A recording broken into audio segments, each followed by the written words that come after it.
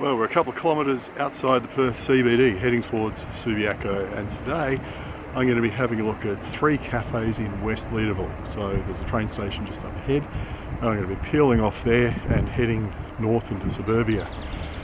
Now there's 3 cafes that I know of that are all within a stone's throw of each other, and all I'm after today is a coffee and maybe a light snack. One of them, Piccolo's, has really good bike parking right out the front. I've been there half a dozen times.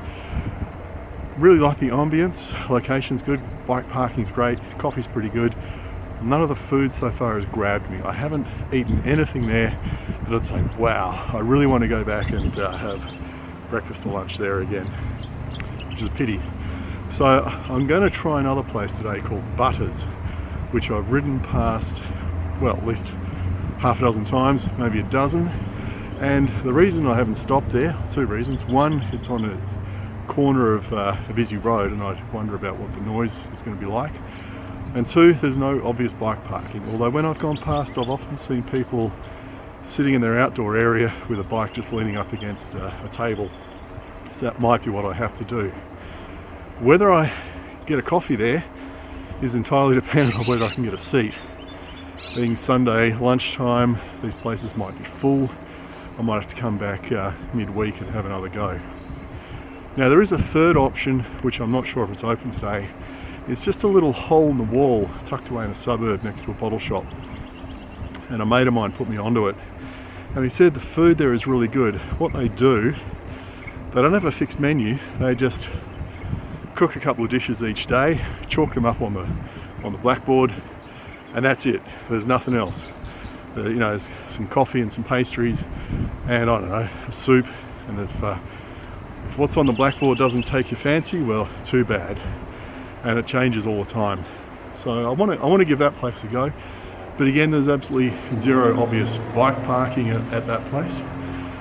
But then again, it's small enough, you can probably just lean the bike up against a tree out the front and keep an eye on it. Well, my turn off is coming up ahead.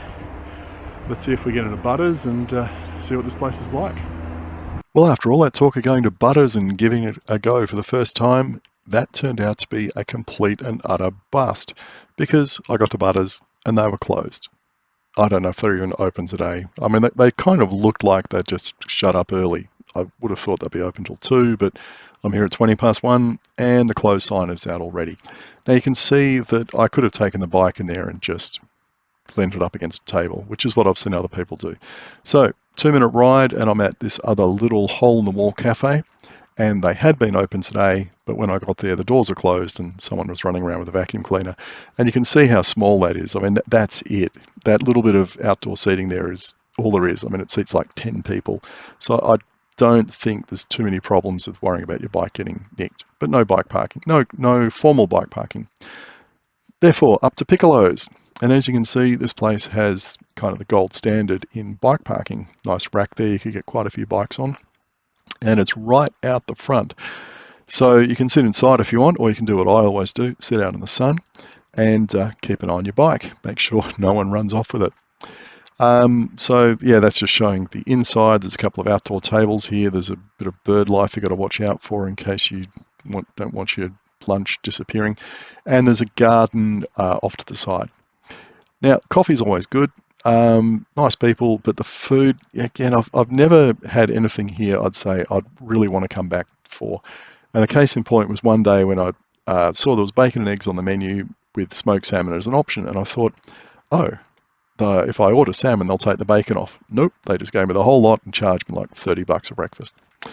The good thing about the street that Piccolo's is in is I think the street itself has got a lot of ambience. The residents along here have put up lots of playground equipment all the way down the street, and that I think makes it quite interesting that they're trying to turn it into essentially an informal slow street the kids can play in. Well, anyway, there we have it. 2 cafes which turned out to be a complete bust, and Piccolo's, which has excellent bike parking. But as you can see, not every cafe has bike parking, but when they've got it, it's really good.